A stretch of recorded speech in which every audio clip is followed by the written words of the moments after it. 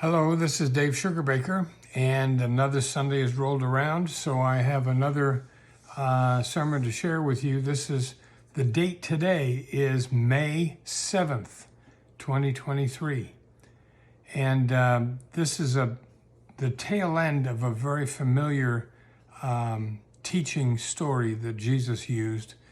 This is about separating the sheep from the goats. So this is about the goats. Then he will say to those at his left hand, you that are accursed, depart from me into the eternal fire prepared for the devil and his angels. For I was hungry, and you gave me no food. I was thirsty, and you gave me nothing to drink. I was a stranger, and you did not welcome me. Naked, and you did not give me clothing. Sick and in prison, and you did not visit me. Then they also will answer, Lord, when was it that we saw you hungry or thirsty or a stranger or naked or sick or in prison and did not take care of you? Then he will answer them, truly I tell you, just as you did not do it to one of the least of these, you did it not to me. And these will go away into eternal punishment, but the righteous into eternal life. One day this last week, I was sitting in my Maysville Initiatives office going over what needed to be done to keep things running smoothly, or at least semi-smoothly. I had noticed that I had not received my monthly statement for one of our camp MasterCards. Camp is approaching. It's less than 30 days away, and I knew that there would have to have been activity on the card. And it was due for payment soon, and I knew the company was really prompt in charging late fees if I don't pay on time, but I had not received the statement for the current month. And so I decided to go online to see what the situation was with this account, and possibly to get an online copy of our missing bank statement.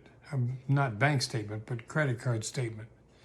Now, I'm not exaggerating when I tell you this story. First, I phoned the customer service number on the back of the card, and the computer that answered asked for general information, my 16-digit card number, the last 4 numbers of my Social Security card, and the zip code to which the statement was sent.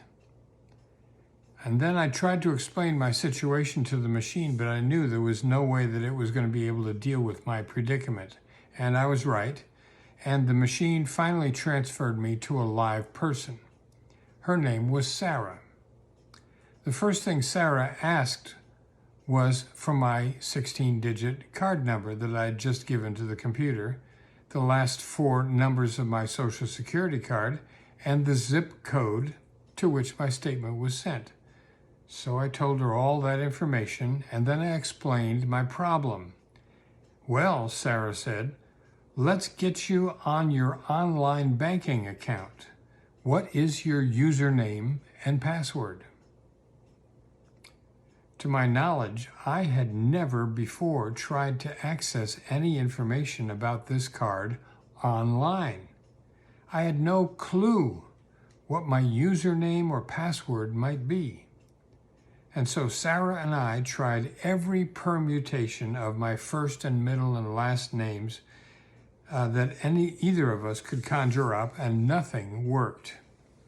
After 20 minutes or so, Sarah finally said, I'm going to get a web advisor on the line to help us. She put me on hold, and the call was terminated. I called customer service number again, and a voice, the computerized voice, said to me again, or this time, that there would be a 90-second customer service evaluation at the end of my call. The computer asked for the general information, same old, my 16-digit card number, the last 4 of my social, and the zip code of the statement was sent to.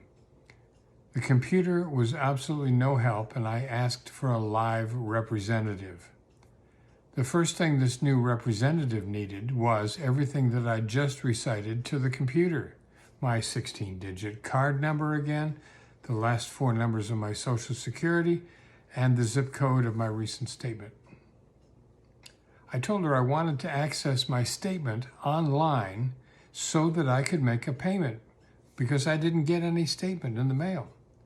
But we're having trouble, I said, with my username and password. Sarah and I had trouble with that. So she asked me to push Shift and Enter at the same time. And I did that, and up came a screen that said, "This is your secret code." My representative then, when I told her about the secret code, was able to see the screen that I was looking at, and she could make suggestions on where and what to click. So we worked out what my username was, but we couldn't get the password to work. My representative finally said, "I'm going to get a web advisor to help us." Before I could protest, the line again went dead, and I had lost my second representative.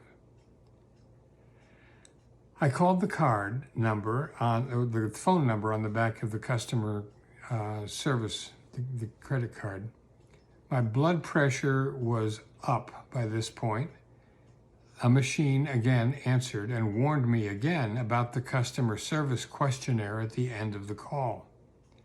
And it asked me for my 16-digit credit card number, the last 4 of my Social Security number of my Social Security card, and my zip code.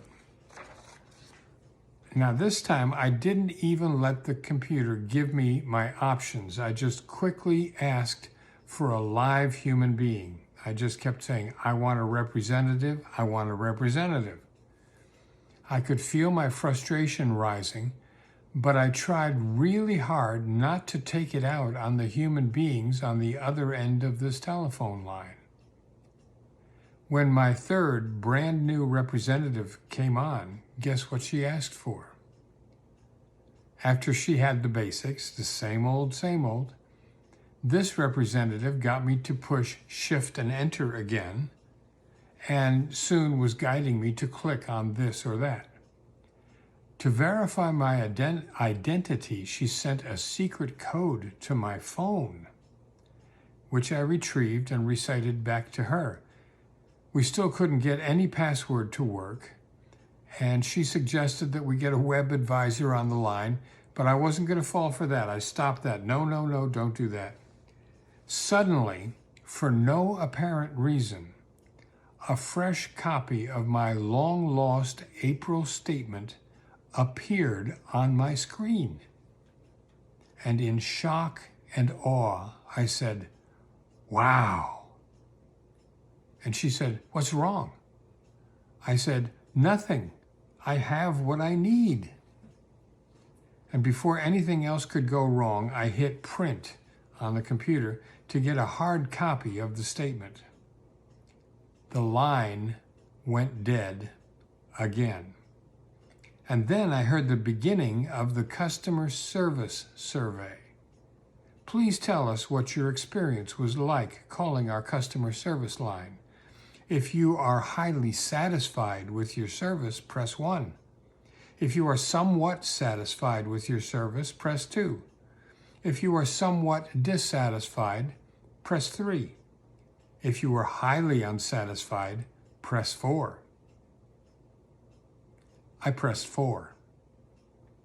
A computerized voice came back saying, "I'm sorry, that is not a valid response. Please try again." So I pressed 3.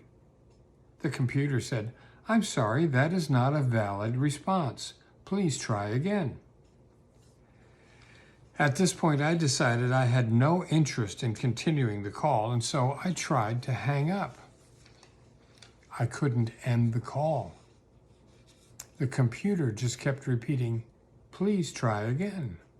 Please Try again. And finally, the only way I could end the call was to shut down my phone altogether. The only thing missing from this whole encounter was Stanley Kubrick's HAL 9000 saying, "I'm sorry, Dave. I'm afraid I can't do that." It was a soul-depleting, exhausting experience. As I reflected on it, I wondered if this was all some modern version of hell. Hell, is defined in various religions as a spiritual realm of evil and suffering, often depicted as a place of perpetual fire beneath the earth, where the wicked are punished after death. I have long felt that we don't need a supernatural devil to take the credit for what's evil in this world. We don't need a place of perpetual fire where the wicked are punished after death. We human beings do an excellent job of creating suffering and evil in this lifetime. Thank you very much.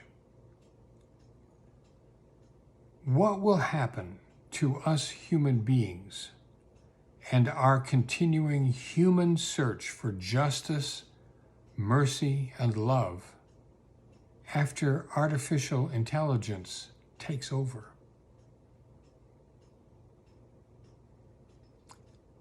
Now, God bless. If you find some value in this, I'd appreciate it if you would share it, pass it along so other people can hear it. That's the only way this gets around. And take care of yourself. Thank you very much. God bless.